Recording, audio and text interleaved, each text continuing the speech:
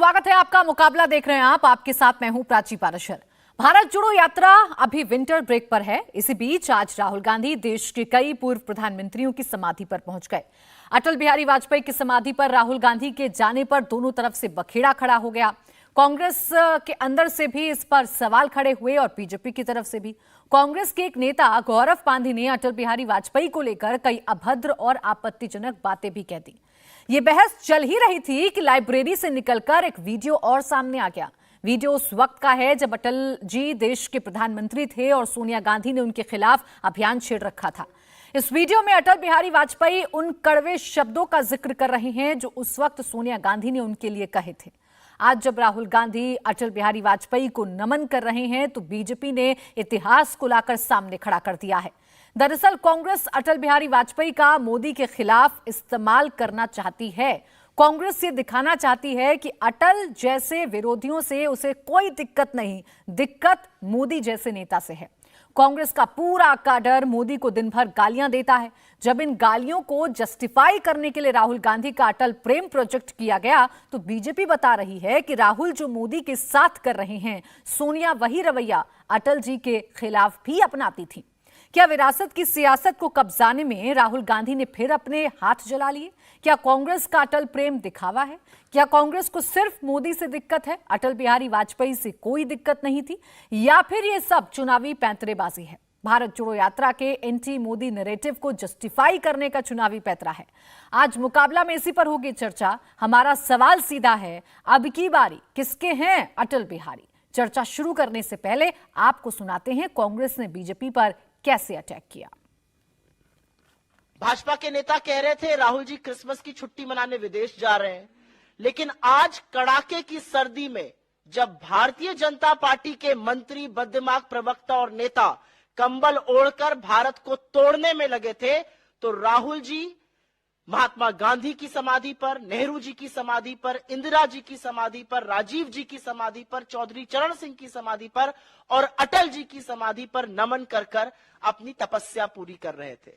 शास्त्री जी की समाधि पर भी कि इनको माफी मांगनी चाहिए ये झूठ बोलने के लिए। तो जब आज आपका झूठ फिर से रंगे हाथों पकड़ा गया है तो क्या माफी वीर की सेना माफी मांगेगी? माफी मांगना इनकी पुरानी आदत है, दिक्कत नहीं होनी चाहिए, लेकिन बार बार झूठ बोलने की ये जो आदत है आज फिर से पकड़ी गई है। सूचना प्रसारण मंत्रालय में सीनियर एडवाइजर कंचन गुप्ता ने वाजपेयी जी का एक बयान शेयर किया है। कंचन गुप्ता ने कहा कि जो दावा किया जा रहा है कि सोनिया गांधी और राहुल हमेशा अटल बिहारी वाजपेयी के प्रति सम्मानजनक रहे, ये एक दुखद मजाक है। गुप्ता ने कहा कि जब अटल जी पीएम थे तो सोनिया और उनकी कांग्रेस उन पर वैसे ही कीचड़ उछालती थी जैसा कि अब पीएम मोदी के साथ कांग्रेस का रवैया दिखता है। उन्होंने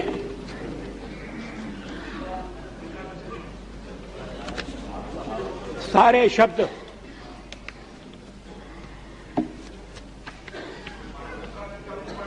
इकट्ठे कर दिए एक ही पैरा में।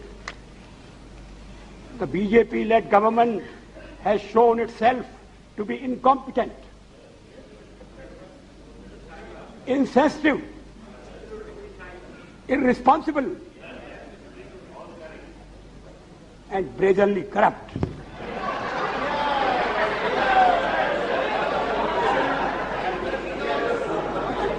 राजनीतिक क्षेत्र में जो आपके साथ कंधे से कंधा लगाकर काम कर रहे हैं, इसी देश में मतभेद होंगे, उनके बारे में यह आपका मूल्यांकन है? मतभेदों को प्रकट करने का यह तरीका है? ऐसा लगता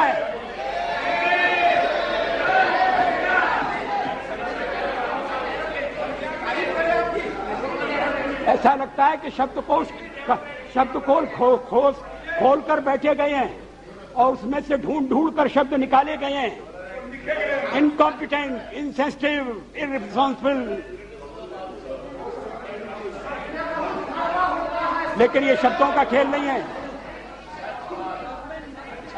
it is a government that has betrayed the mandate of the people. हम यहां लोगों से चुन के आए हैं और जब तक लोग चाहेंगे हम रहेंगे। आपका मैंडेट कौन होता है, हमारा फैसला तय करने वाला है।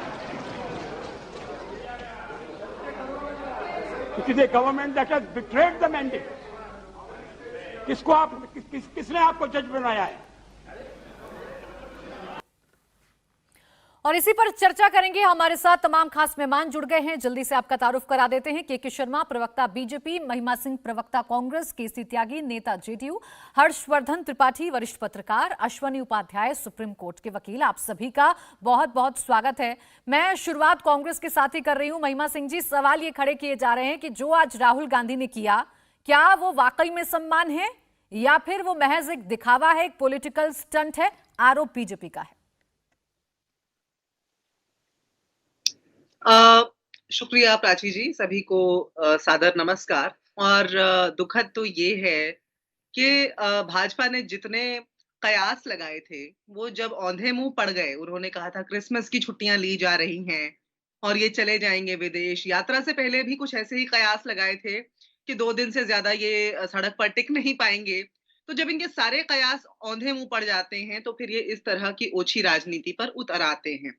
नेहरू जी और वाजपेयी जी का जो स्टेट्समैनशिप है वो किसी से छुपी नहीं है। चाहे संसद के पटल पर कितना भी विरोधाभास रहा हो, चाहे कितनी भी आलोचना की गई हो प्रधानमंत्री नेहरू की उस समय के नवयुवक सांसद अटल बिहारी वाजपेयी जी के द्वारा, मगर तब भी जब नेहरू जी की मृत्यु हुई तो जो मार्मिक वचन अटल बिहारी वाजपेयी जी ने वहां पर कहे थे वो कुछ इस प्रकार थे और सभी को मालूम भी है। उन्होंने ये कहा था कि संसद में नेहरू को श्रद्धांजलि देते हुए कि आज एक सपना खत्म हो गया है, एक गीत खामोश हो गया है, एक लौ हमेशा के लिए बुझ गई है।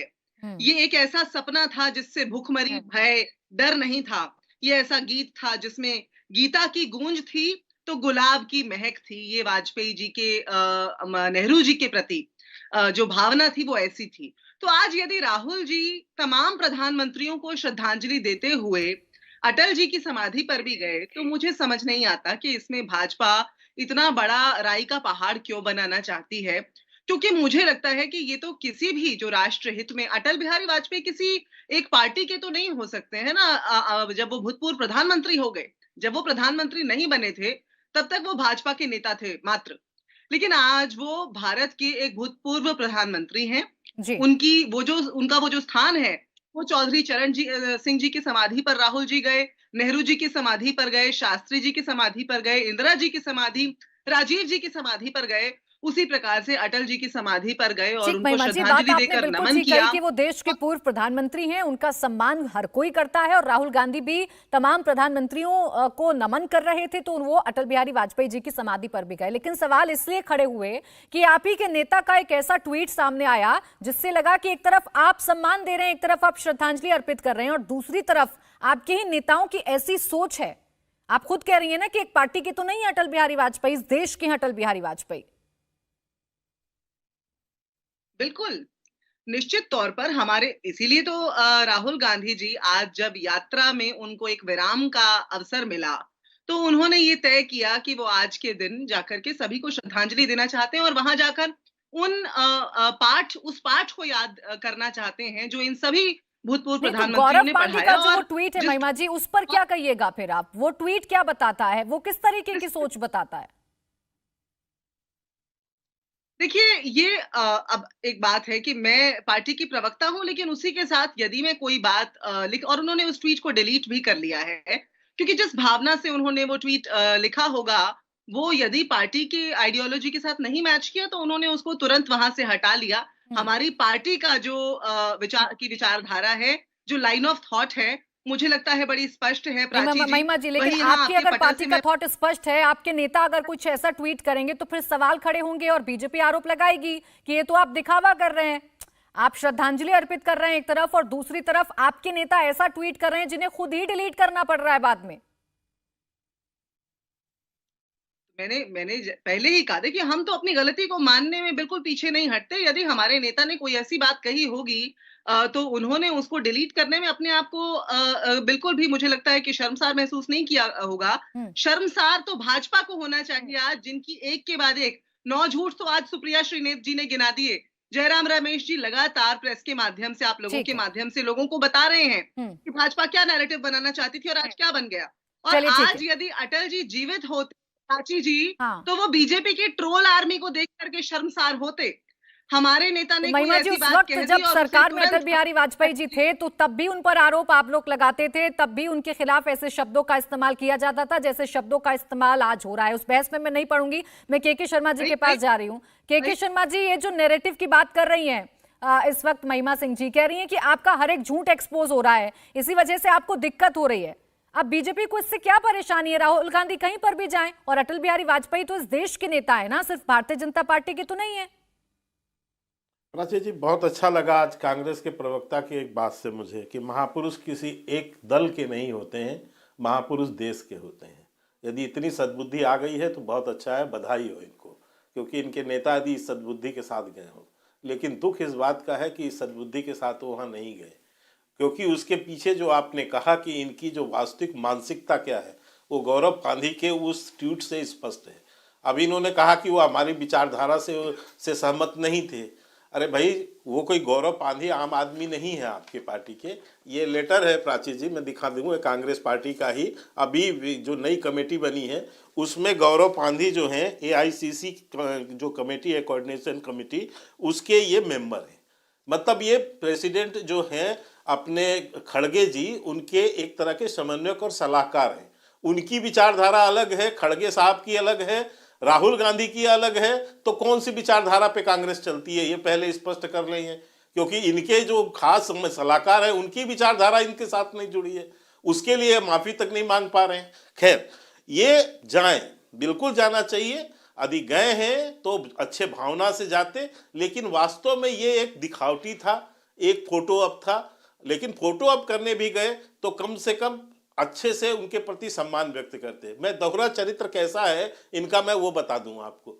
यही राहुल गांधी हैं जो ये कहते हैं कि RSS और बीजेपी की जो विचारधारा है वो इस देश में नफरत फैला रही, इसको मैं कुचल डालूंगा, मैं मिटा दूंगा।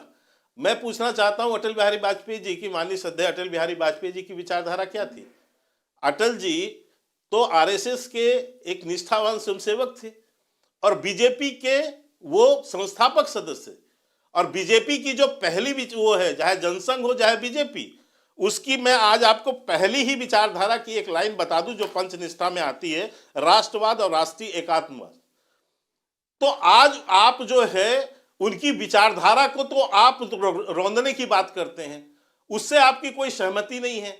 और व्यक्ति के प्रति जो है आप दिखावटी फोटो अप कराने जाते हैं, बताने के लिए कि जैसे पाखंड आप जो है मंदिरों और जगह जगह जाके पिछले चुनाव में आप करते रहे और जनता ने शर्मा जी, तो यही जो मेजरमेंट है आपका, आपके पास ये जो एक यंत्र है जिससे बीजेपी ये माप लेती है कि कौन दिखावा कर रहा है, कौन दिखावा नहीं कर रहा है, यही जानना चाह रही है कांग्रेस को। आपको कैसे लग गया कि वो दिखावा है? अरे, बयानबाजी तो राजनीति में होती है, ये आप भी जानते हैं, हम भी बहुत अच्छे से जानते हैं, लेकिन इसका मतलब ये तो नहीं कि आप जा नहीं सकते समाधि पर, श्रद्धांजलि अर्पित नहीं कर सकते आप, उसे क्यों आप दिखावा प्रोजेक्ट करने में लगे?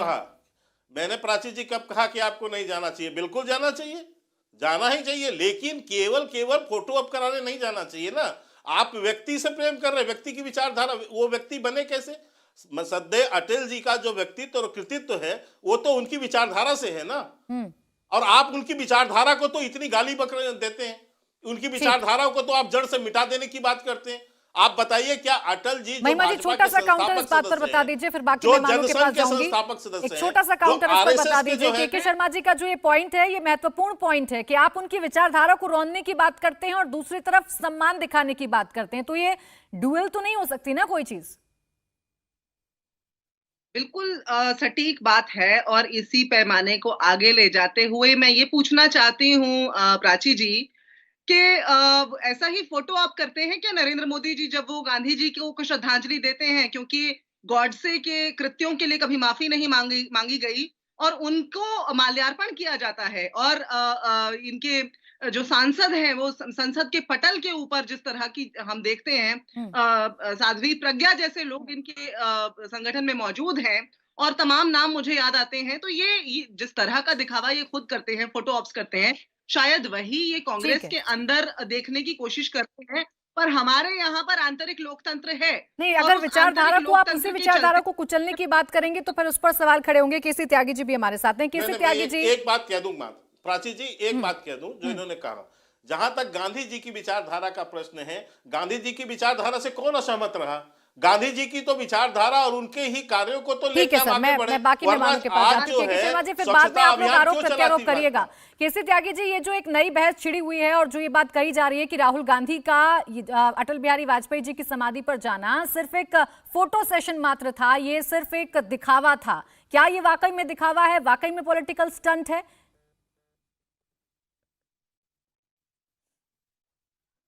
प्राची जी, मुझे नहीं समझ में आया है कि मुझे इस बहस का हिस्सा क्यों बनाया गया। केके शर्मा जी और महिमा जी बहुत अच्छी तरह से डिबेट कर रहे हैं, तो वो दोनों इसके लिए बहुत उपयुक्त थे। मैं तो एक सकारात्मक दृष्टिकोण के साथ बैठा हूँ। एक तो 2 दिन पहले देश के महान सपूत अटल जी का जन्मदिन था।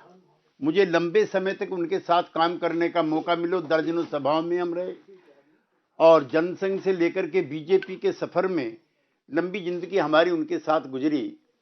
आज एक सकारात्मक पक्ष राहुल जी की तरफ से आया है कि अपनी विचारधारा से भिन्न विचारधारा का जो नेता है उसकी वो समाधि पे जाते हैं।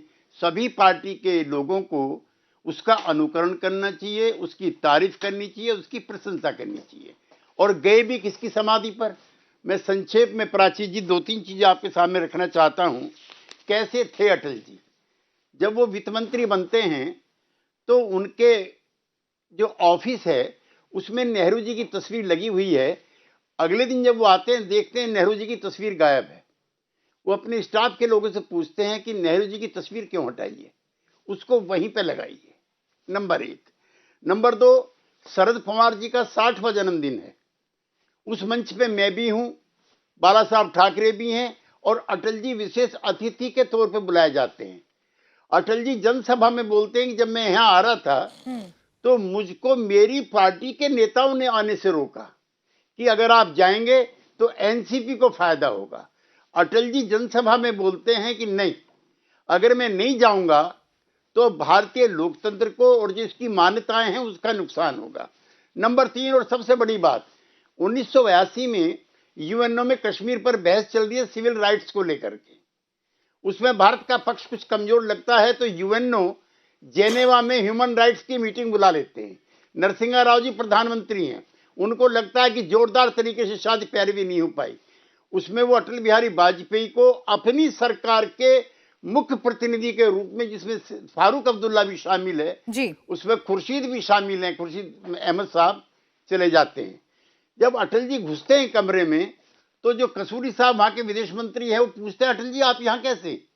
उसने कहा मैं तो भारत का पक्ष रखने के लिए आया हूं। उसने कहा लेकिन कश्मीर पर तो आपकी पार्टी के लग रहा है। उसने कहा पार्टियों की राय भिन्न हो सकती है लेकिन देश की राय भिन्न नहीं होती। ऐसे थे अटल बिहारी वाजपेयी। लिहाजा आज मैं सभी से कहना चाहता हूं, मैं तो उपयुक्त नहीं हूं आज की बहस के लिए कि मैं अटल जी के बारे में खराब बात कहूं कि राहुल जी के बारे में। एक सकारात्मक पक्ष राहुल जी के व्यक्तित्व का उभर करके आया है और यूं भी पदयात्राओं में, भूख हड़ताल में जी, और सत्याग्रह में और कोई भी गांधीवादी विचारधारा से लेस कोई भी कार्यक्रम होता है वो आत्मशुद्धि के लिए होता है। गांधी जी कहते थे कि उपवास में बैठे हो तो अपने विरोधी के लिए भी कोई अपने मन में खराब विचार मत रखो। यानी आप इसे पॉजिटिव अप्रोच के तौर पर देख रहे हैं कि ये पॉजिटिव अप्रोच है, एक सकारात्मक कदम है, आप इसे इस तरीके से देख रहे हैं और इसका स्वागत होना चाहिए। हर्षवर्धन जी जो बातें कह रहे हैं केसी त्यागी जी, क्या वाकई में ये एक पॉजिटिव अप्रोच है, ये सकारात्मक कदम है, या फिर जो बीजेपी कह रही है कि ये तो देखिए महज एक दिखावा है क्योंकि आप उनकी विचारधारा से तो इत्तेफाक रखते नहीं है लेकिन आप श्रद्धा सुमन जरूर अर्पित कर रहे हैं उनकी समाधि पर जाकर? ये वाला पैमाना होगा कि विचारधारा से नहीं सहमत हैं तो श्रद्धा सुमन क्यों अर्पित करें, तब तो फिर राजनीति खत्म हो जाएगी, तब तो फिर आमने सामने तलवार लेकर उतरना पड़ जाएगा। तो ये युद्ध नहीं है और राजनीतिक दल एक दूसरे के सामने इस तरह से खड़े नहीं होने चाहिए। लेकिन 2-3 प्रश्न मेरे मन में आए और बड़ा अच्छा संदर्भ जो है, मैं वो संदर्भ देने वाला था लेकिन अब उसको मैं नहीं दूंगा क्योंकि केसी त्यागी जी ने, बहुत वरिष्ठ नेता है, उन्होंने कह दिया। अब उसका एक दूसरा पहलू है, जब अटल जी भारत का पक्ष रखने गए तो उन्होंने ये चिंता नहीं की कि उनकी पार्टी का स्टैंड क्या है, उन्होंने भारत का पक्ष रखा। लेकिन जब कश्मीर से 370 भारत की सरकार ने हटाया तो राहुल गांधी और कांग्रेस पार्टी का बयान दुनिया भर में क्या था? जब चीन के साथ भारत संघर्ष की स्थिति में रहा, एक बार नहीं, डोकलाम से लेकर गलवान से लेकर तवांग तक, उस वक्त कांग्रेस पार्टी का पक्ष क्या रहा? और अभी हम देखें, इस यात्रा को कन्याकुमारी से शुरू किया गया, और मैं कई बार कहता हूं कि इसका जिक्र करना चाहिए। इंदिरा गांधी जी तो बड़ा सम्मान करती थी श्री एकनाथ राणाडे जी का, संघ के वरिष्ठतम प्रचारकों में से थे। उन्हीं एकनाथ राणाडे जी ने विवेकानंद केंद्र तैयार किया और वहीं से राहुल गांधी को भारत जोड़ो यात्रा शुरू करना पड़ा। लेकिन पूरे रास्ते राहुल गांधी अगर अब्यूज करते रहे, गालियां देते रहे, तो वो राष्ट्रीय स्वयंसेवक संघ को देते रहे। उसी राष्ट्रीय स्वयंसेवक संघ से जब हम कहते हैं कि राणाडे जी ने वो विवेकानंद केंद्र स्मारक भारत को जोड़ने के लिए बनाया, तो सिर्फ इतना भर नहीं है, भारत में जितने ऐसे मुद्दे हैं उस पर राष्ट्रीय स्वयंसेवक संघ भाषा से लेकर संविधान के प्रश्नों पर खड़ा रहा। सवाल ये कि आज राहुल गांधी कह रहे हैं कि हर संस्था खत्म हो गई, संवैधानिक तौर पर पूरी तरह से ध्वस्त कर दिया गया। क्या कांग्रेस के शासन काल में वो संघ के लोगों को या भाजपा के लोगों को हर जगह बैठा देते थे मंत्रालयों में? तो ये बयान कितना बेतुका और स्तरहीन है कि संघ और भाजपा के लोग मंत्रालयों में बैठे हुए हैं। अरे अगर भारतीय जनता पार्टी जीत कर आई है तो उसके लोग ही रहेंगे। और राहुल गांधी अभी लाल किले पर जो भाषण दिया उन्होंने, मुझे बड़ा अच्छा लगा कि उनको ये एक कहें कि सहज स्वीकारोक्ति है, लेकिन उसके आगे वो करेंगे क्या? उन्होंने कहा कि ये भाजपा संघ के लोग नफरत फैला रहे थे, इसलिए मैं नफरत के बाजार में मोहब्बत की दुकान चलाने निकला था। और लाल किले पर जाकर उन्होंने जो भाषण दिया है, जो भारत जोड़ो यात्रा और राहुल गांधी के ट्विटर हैंडल से है, उसको ट्वीट किया है, मैंने उसको सुना पूरा। उन्होंने कहा मुझे देश में कहीं कोई नफरत नहीं दिखी। अब सवाल ये कि अगर नफरत नहीं दिखी तो क्या आज के बाद वो ये कहना बंद करेंगे कि देश में चारों तरफ नफरत फैली हुई है? ये बंद करेंगे वो? क्योंकि अब वो देश के नायकों की समाधि पर उनके सामने श्रद्धांजलि देने के बाद लौटे हैं। भारतीय जनता पार्टी और कांग्रेस की अपनी राजनीति है, वो एक दूसरे से लड़े, एक दूसरे को ना छोड़े, छोड़ना भी नहीं चाहिए, राजनीतिक तौर पर क्यों छोड़ना चाहिए।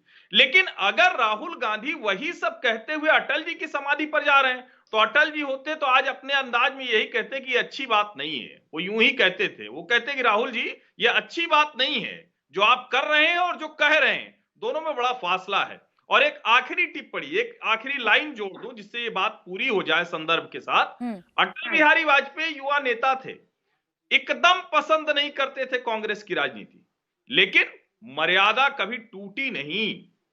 और यहां तो प्रधानमंत्री नरेंद्र मोदी के लिए मैं थप्पड़ मार सकता हूं, गाली दे सकता हूं, मार सकता हूं, मरने तक की कामना कर डाली। आप बताइए ना। और नायक सबके होते हैं, ये ध्यान रखना चाहिए। यही बात महिमा सिंह जी कह रही हैं कि नायक सबके होते हैं। राव जी का परिवार प्रसन्न होगा कि राहुल जी शायद इस परंपरा को बदले।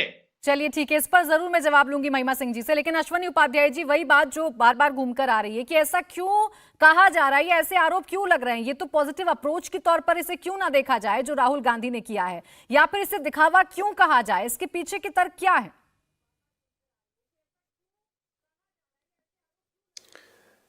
देखिए प्राची जी, मैं कानून का विद्यार्थी हूं और जितनी मेरी कानूनी समझ ये है कि जितना बड़ा पाप मुगलों ने तलवार के दम पे किया था भारत में, उससे ज़्यादा पाप अंग्रेज़ों ने कानून बना के किया था। और लगभग अंग्रेज़ों के बराबर ही पाप कांग्रेस ने पिछले अपने शासनकाल में बाकायदा संसद में किया। मैं पूरे देश भर में एक संसदीय महापापों पे चर्चा करता हूं, जिसमें मैं 1855 के हिंदू मैरिज एक्ट से लेकर 1891 के पूजा स्थल कानून, 1892 के माइनॉरिटी कमीशन एक्ट, 1895 के वक्फ एक्ट, 2010 के FCRA, 2012 के, ये वही राहुल गांधी हैं जो राइट टू एजुकेशन एक्ट बना तो सारे स्कूलों पे लागू होता था। 2012 में Jamiat Ulama Hind personal law board मिला, राहुल गांधी से मिला, बाकायदा रिपोर्टेड है भाई, कई अखबारों में छापा है। रात को इनकी बैठक होती है और अगले दिन पार्लियामेंट में बिल लाके मदरसों को राइट टू एजुकेशन के दायरे से बाहर निकाल दिया गया। तो मैं ये कह रहा हूं, जितने संसदीय पाप हुए हैं कांग्रेस के टाइम में, सबसे पहले राहुल गांधी को उसके लिए माफी मांगना चाहिए। क्योंकि आप किसी के, ये मैं तो इसको टेकोनिज्म कहता हूं, जा जाके मूर्तियों पे माला चढ़ाना, इससे न समाज का भला होता है, न देश का भला होता है, न आम जनता का भला होता है।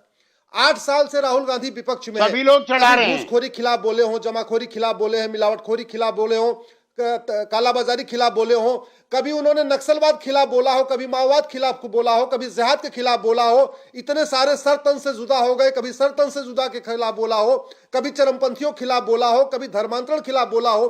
राहुल का तो सरनेम गांधी है, और गांधी जी बार बार कहते थे इस देश में धर्मांतरण का खेल मिशनरियां करती हैं। कभी राहुल गांधी ने मिशनरियों खिलाफ बोला हो? वो तो गांधी बाकायदा सरनेम लगाते हैं। तो मैं इन सब टोकनिज्म में विश्वास नहीं करता हूं।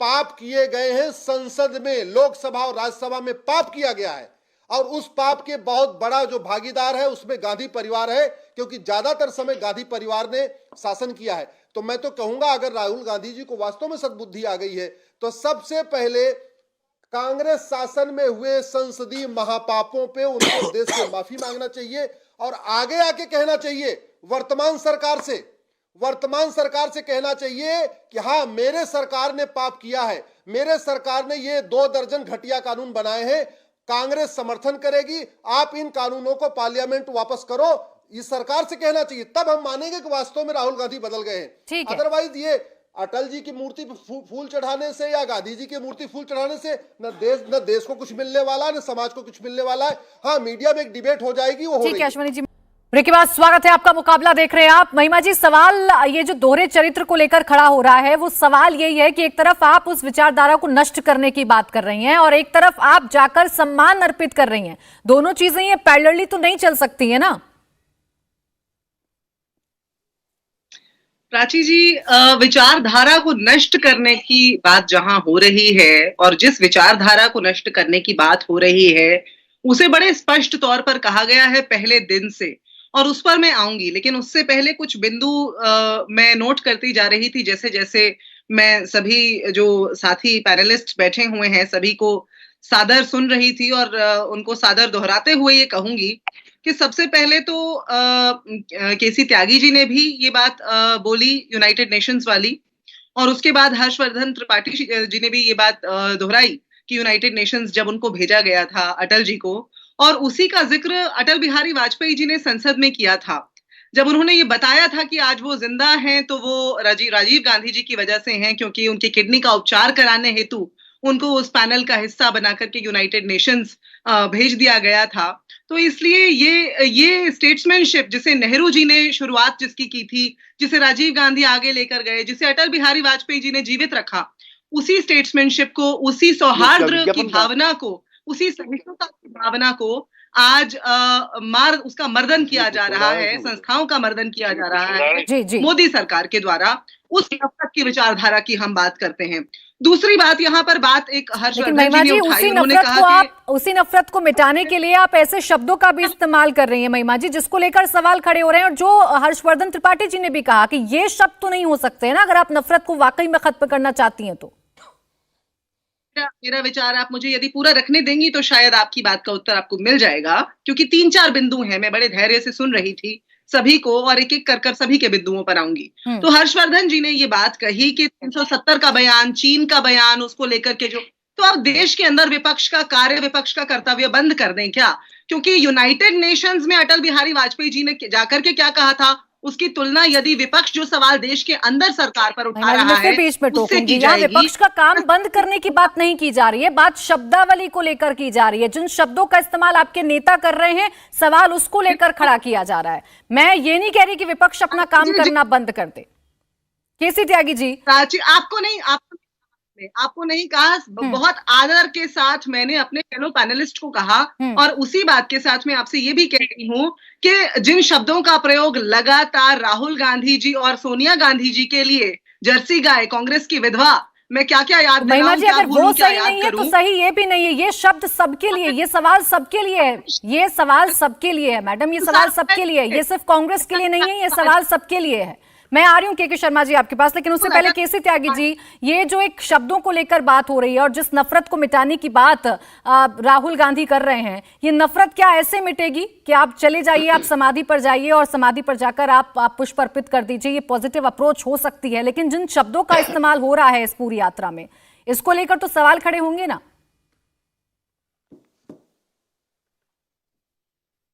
नहीं प्राची जी, मैं आज के दिन खास तौर से किसी नकारात्मक बहस का हिस्सा नहीं होना चाहता, नंबर 1। नंबर 2, मैं लोकसभा और राज्यसभा दोनों सदनों का सदस्य रह चुका हूं और जितने देश के बड़े नेता हैं सबके सानिध्य में काम करने का मुझको सौभाग्य मिला है। राजनीतिक विचारधारा अलग है और व्यक्ति का, नेता का व्यक्तित्व अलग है। अटल बिहारी वाजपेयी हों, पंडित नेहरू हों और बाद के भी कई और बड़े नेता रहे हों, चौधरी चरण सिंह रहे हों, मेरे नेता तो कर्पूरी ठाकुर रहे हैं, लेकिन मुझको अटल बिहारी वाजपेयी जी या दीनदयाल उपाध्याय जी के लिए आदर रखने में मुझे कोई हिचक नहीं है। लिहाजा भाजपा के मित्रों से भी मेरा कहना है कि जब हमको अटल जी अच्छे लगते हैं, दीनदयाल जी अच्छे लगते हैं, तो आपको जवाहरलाल जी और इंदिरा गांधी इतनी क्यों बुरी लगती हैं? राजनीतिक विचारधारा सबकी अलग अलग हो सकती है। मैं भारतीय जनता पार्टी के बहुत सारे सवालों से टोटल असहमत रखता हूं और मेरी पार्टी भी, लेकिन हमने 48 साल इसी पार्टी के साथ काम किया है, हमारा तो कभी विवाद नहीं हुआ। आर्टिकल 370 को लेकर जिसका जिक्र मेरे भाई कर रहे थे, हमने तो बीजेपी के साथ जब हम थे उसको हटवा दिया था, यूनिफॉर्म सिविल कोड हटवा दिया था। अब वो बहुमत में है, उन आज़ादी है उनको अपने तरीके से काम करने की, लेकिन हम लोग नहीं मानते उसका। हमारा माइंड सेट अलग है, हम कोई दुश्मन नहीं है आपके, आपसे असहमति रखते हैं, आपके विचारों से हमारे विचार भिन्न हैं, लेकिन बहुत सारे कार्यक्रमों को लेकर के हमने आपने इकट्ठे काम किया। जेल में हम लोग इकट्ठे थे जब अनडेमोक्रेटिक रिजीम जब आया था। मेरा कहना यह है कि जो कन्फ्रंटेशन के सवाल हैं, देश के सामने बहुत संकट हैं, कोरोना की दस्तक है और सारे वैज्ञानिक कह चुके हैं, सारे अर्थशास्त्री कह चुके हैं कि मंदी की जो है आहट है। लिहाजा सबको चीन खटखटा रहा है, पाकिस्तान के साथ रिश्ते खराब हैं, लिहाजा सबको ऐसे सवालों पर सहमति बनाने का प्रयास करना चाहिए कि मुद्दे बहुत हैं, लेकिन उन मुद्दों को रखने का जो तरीका है कैसे त्यागी जी, उसको लेकर मेरा सवाल था कि वो किस तरीके से, किस शब्दावली के साथ रखे जा रहे हैं। और फिर उसके बाद आप कहते हैं कि हम तो सम्मान कर रहे हैं हर विचारधारा का। के शर्मा जी, विचारधाराओं में भिन्नता हो सकती है, असहमति हो सकती है, लेकिन इसका मतलब ये बिल्कुल नहीं है कि देश के जो नेता हैं, देश के जो महापुरुष हैं, उनका आप बंटवारा कर दीजिए। आप उनकी समाधि पर जाएंगे तो आप सवाल खड़े कर दीजिए। नहीं प्राची जी, मैंने काफ़ी प्रबुद्ध हैं त्यागी जी, काफ़ी वरिष्ठ हैं और 2 महत्वपूर्ण उदाहरण उन्होंने दिए। पवार साहब का विषय पर उदाहरण दिया। देखिए, ये व्यक्तिगत संबंधों का, राजनीतिक दलों के बिल्कुल वैचारिक मतभेद हो सकते हैं, लेकिन व्यक्तिगत संबंध बहुत अच्छे होने चाहिए और रहे हैं। इसके कई उदाहरण हैं कि पवार साहब के ही नहीं, अन्य उसके भी।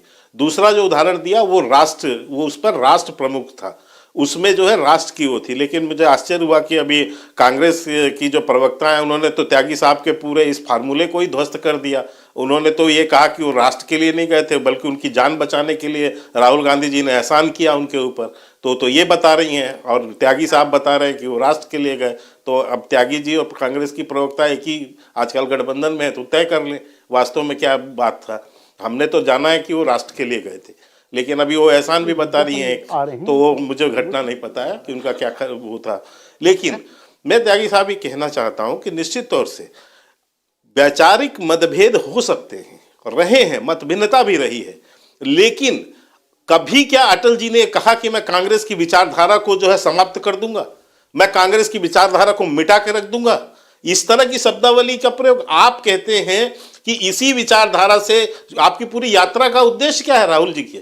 आपने तो शुरुआत यही की, पहले कहा कि ये वैचारिक यात्रा है, हमारी कोई राजनीतिक यात्रा नहीं। फिर आपने कहा कि नहीं, मैं देश में जो विचारधारा नफरत फैला रही है, हिंसा फैला रही है, डरा रही है, तो ये सब किसके उसमें थे? इसके तो संस्थापक सदस्य हो रहे हैं अटल जी। तो आप एक तरफ जो है ये कहते हैं कि मैं इसे समाप्त कर दूंगा, मिटा दूंगा, आपकी खुद की जो मानसिकता है हिंसक मानसिकता है, और दूसरी तरफ आप जो है ये कहते हो जाकर कि वहां जो फूल चढ़ाते हो। तो मुझे आश्चर्य इस बात का, महापुरुष सबके होते हैं, बिल्कुल किसने नहीं पूजा है, सभी महापुरुषों को पूजा। लोहिया जी के नाम कितनी बार माननीय नरेंद्र मोदी जी लेते हैं, कितनी बार जो है अन्य वरिष्ठ जो है जो दूसरे दलों के नेता हैं उनका सम्मान पूर्वक नाम लेते हैं, उल्लेख करते हैं अपने भाषणों में। तो ये तो होता ही है, विचारधारा से भी कई जगह सहमति होती है। लेकिन जब आप इस तरह के जो है आप शब्द बोलते हैं, जब इस तरह की भाषा शैली बोलते हैं, तब ये लगता है कि ये दिखावा है। और यही आज मैं कहता हूं कि जब गौरव पानी ने ये ट्वीट लिखा तो भैया ये अलग अलग पार्टी थोड़ी ना, एक ही पार्टी के सदस्य हैं। क्यों नहीं कांग्रेस पार्टी आके सबसे पहले राहुल गांधी को ही खंडन करना था ना कि मैं जा रहा हूं बुल चढ़ाने के लिए। होगा ना कि अगर ट्वीट आपने किया है, एक तरफ आप सम्मान कर रही हैं और एक तरफ एक ट्वीट आपके नेता कर रहे हैं, जो बात के शर्मा जी उठा रहे हैं कि वो आपके कांग्रेस के ही तो लीडर है ना, आप लोगों ने तो खंडन करना तक नहीं इसको जरूरी समझा, डिलीट कर दिया। कार्रवाई कर रहे हैं उनके ऊपर आप, क्यों नहीं आपने राहुल गांधी ने खंडन क्यों नहीं किया उसी समय? मैं ये पूछना चाहता हूं आपसे। प्राची जी, सबसे पहली बात तो जिस घटना का उल्लेख मैंने किया वो अटल बिहारी वाजपेयी जी की जुबानी संसद में कही गई थी, मैंने यहाँ नहीं कही है, और रिकॉर्ड्स पर गूगल पर मौजूद है, आप जाकर सर्च कर ले, मिल जाएगा। मैंने लिंक आपके प्रोड्यूसर को भेज भी दिया है। दूसरी बात ये कि जो वो बात कर रहे हैं, जो हमारी पार्टी के अंदर होता है, उसे वो कभी नहीं समझ पाएंगे। वो लाजमी है कि वो नहीं समझ पाएंगे, क्योंकि लोकतंत्र को वो नहीं समझते। लोकतंत्र की तो वो हत्या कर रहे हैं। हमारी पार्टी के अंदर आंतरिक लोकतंत्र है। इतिहास को लेकर भी यदि किसी नेता को लेकर भी यदि किसी व्यक्ति की कोई व्यक्तिगत भावना होगी, गौरव पांधी जी एक बड़े वरिष्ठ व्यक्ति, एक बड़े समझदार, मैच्योर, सुलझे हुए व्यक्ति हैं, सुलझे हुए नेता भी हैं पार्टी के। लेकिन यदि कोई व्यक्तिगत भावना उनको आई और उन्होंने ट्विटर पर लिख दिया उसको, और उसके बाद जब उन्होंने देखा कि शायद इससे कुछ भावनाएं आहत हुई हैं, उसे साथ ही डिलीट भी कर दिया। वो उनकी अपनी भावना है, उनकी व्यक्तिगत भावना है। उन्होंने कहीं नहीं कहा कि मैं अपनी पार्टी का, मैं बहुत सारे ट्वीट्स व्यक्तिगत क्षमता में भी करती हूँ। जरूरी नहीं है कि मैं अपने सोशल मीडिया हैंडल से जो बात कह रही हूँ, मैं महिमा सिंह कांग्रेस लोकतंत्र को नहीं समझ पाएगी।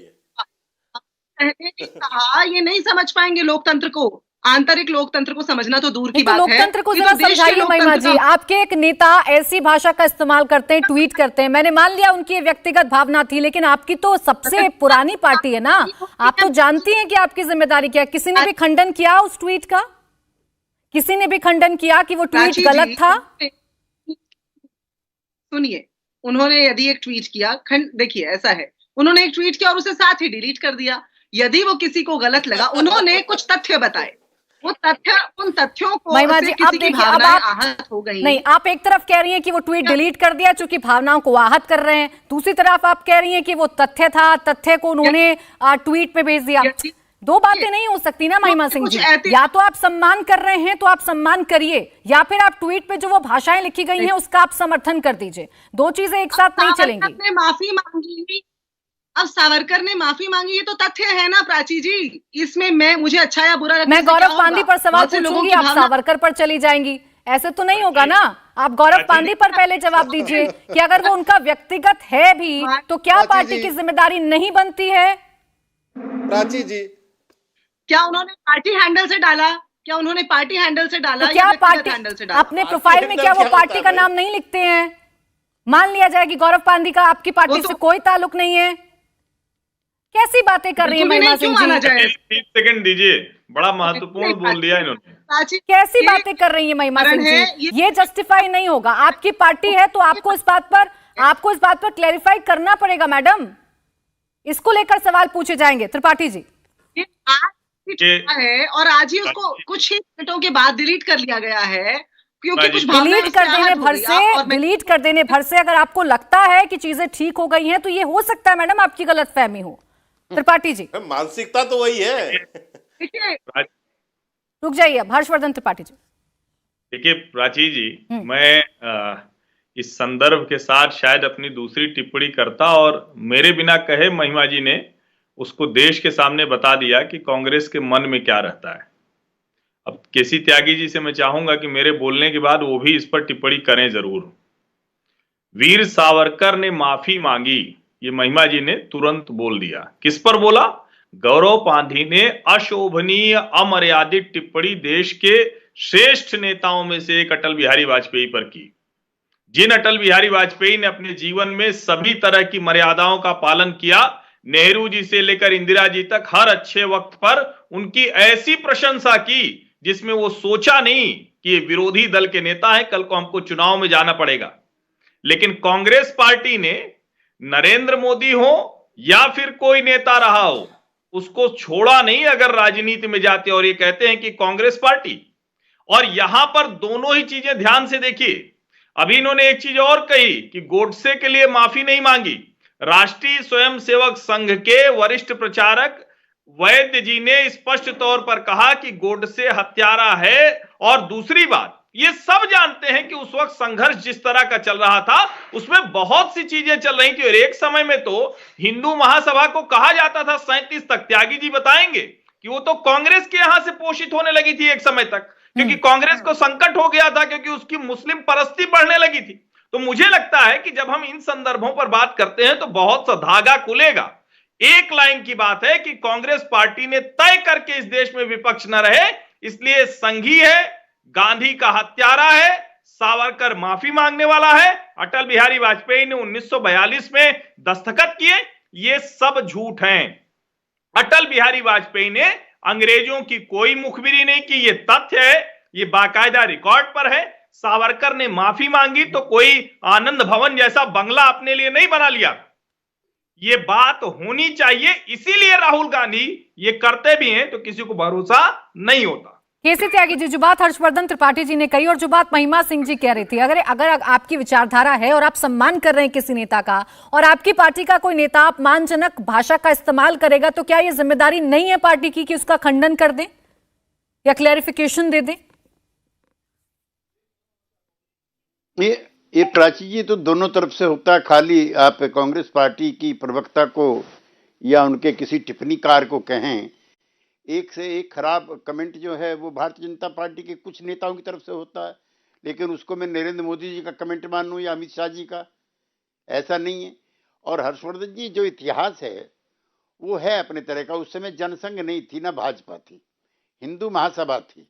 और हिंदू महासभा के अधिकांश नेता आजादी के आंदोलन में हिस्सेदार नहीं थे।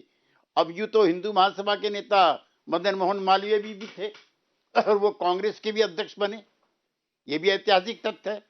और सावरकर जी के बारे में मैं बहुत विनम्रता से आपसे कहना चाहता हूं कि प्रारंभिक दिनों में वो जेल में रहे, जेल तोड़ने का प्रयास किया, कई साल रहे, लेकिन उनके पत्र भी नेशनल आर्काइव से छिपे नहीं हैं, जिसमें उन्होंने अंग्रेज शासन की मदद करने संबंधी पत्र लिखा है। और इसको भी मैं इस तरह से लेता हूं कि एक आदमी उम्र भर एक जैसा दृढ़ और मजबूत नहीं रह सकता।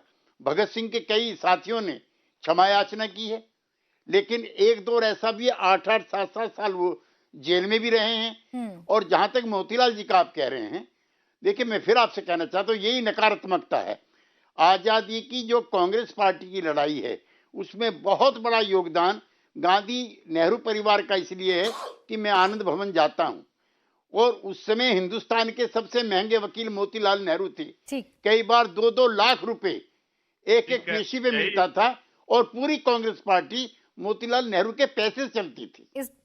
ये भी सर, इस बात को कोई नकार नहीं रहा, लेकिन अगर आप एक चीज को छिपाने के लिए दूसरी चीज को लेकर आएंगे, सवाल उस बात को लेकर है और बीजेपी भी करेगी तो बीजेपी से भी यही सवाल पूछे जाएंगे। अश्वनी उपाध्याय जी, ये जो चर्चा चल रही है और जिस बात को लेकर अभी महिमा सिंह जी कह रही थी, पार्टी की विचारधारा क्या है, ये कैसे पता चलेगा जब आपके नेता ऐसा ही ट्वीट करेंगे? तो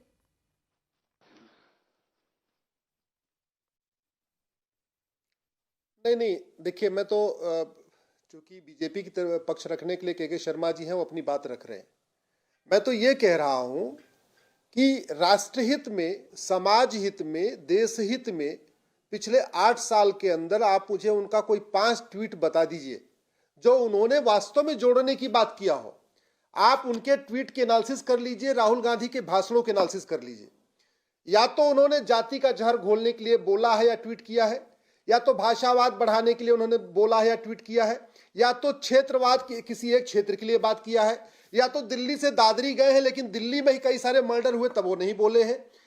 कन्हैया तेली का चाहे वो सर टुकड़े हुए गला रेता गया, उमेश कोल्हे का रेता गया, तब वो नहीं बोले हैं। तो इसलिए कह रहा हूं, अगर अब राहुल गांधी की पूरी एक्टिविटी देखें तो या तो उन्होंने जातिवाद फैलाया या भाषावाद फैलाया या क्षेत्रवाद फैलाया या कई बार उन्होंने मजहबी उन्मादियों का इनडायरेक्टली समर्थन किया है। आप कभी राहुल गांधी के एक मुझे वक्तव्य में बताइए जब उन्होंने नक्सलवाद के खिलाफ बोला हो, कभी माओवाद के खिलाफ बोला हो, कभी सैनिकों की हत्या नक्सलियों माओवादियों ने किया हो, उन्होंने नक्सलवाद माओवाद को खत्म करने के लिए सरकार को ललकारा हो कि तुम नक्सलवाद खत्म करो, माओवाद खत्म करो, हम तुम्हारे साथ खड़े हुए। तो इसलिए कह रहा हूं, विपक्ष की भूमिका क्या होती है? केवल तू मैं नूरा कुश्ती, बतौलेबाजी, चोर और आरोप प्रत्यारोप नहीं। मैं तो त्यागी जी से भी नहीं सहमत हूं भैया। अल्टीमेटली राहुल गांधी को वेतन भत्ता, गाड़ी, बंगला, पेंशन, इतनी बड़ी सिक्योरिटी किस लिए मिली है? केवल तू मैं करने के लिए मिली है क्या? अरे वो सांसद हैं, उनके ऊपर करोड़ों रुपए टैक्स पेयर का खर्च हो रहा है, देश का खर्च हो रहा है, तो उनको कुछ कंस्ट्रक्टिव काम करना चाहिए, कुछ प्रोडक्टिव काम करना चाहिए, कुछ आम जनता से जुड़ा हुआ मुद्दा उठाना चाहिए। ये नहीं कि केवल कभी आरएसएस गाली दे दो, कभी सावरकर गाली दे दो, कभी उनके मूर्ति पे जाके फूल चढ़ा दो, कभी ये कर लो। ठीक है अश्वनी जी, मेरे पास समय ये खत्म हो सारे गया जो है, ये सर। दिखावापंथी है, मैं इसके खिलाफ हूं, मैं इसको नहीं मानता। बहुत शुक्रिया आप सभी का हमारे साथ इस चर्चा में जुड़ने के लिए और अपने अपने विचार रखने के लिए। इंडिया टीवी हर वक्त हर जगह डाउनलोड करने के लिए सर्च करें India TV news Google play store या ऐप स्टोर पर।